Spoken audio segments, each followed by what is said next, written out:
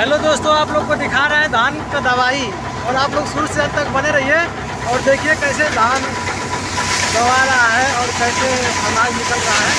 और आप लोग को पूरा वीडियो दिखा रहे हैं, शुरू से लास्ट तक बने रहिए।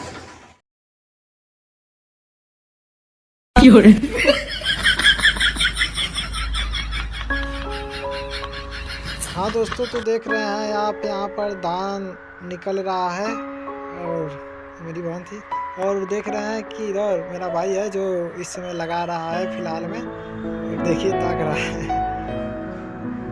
और आगे देखिए इधर से ये भैया हेल्प कर रहे हैं और ये धान है और इसमें देखिए कुछ रस्सी टाइप छोटा छोटा बना गया है, उसमें कोई दिक्कत नहीं है। जो बड़ा बड़ा होता है उसको खोलना पड़ता है, उसको खोल खोल कर आधा देखिए बहुत जल्दी जल्दी कर रहे हैं लोग ये लोग। और आगे दिखा रहे हैं, देखिए वो भूसा फेंक रहा है उधर।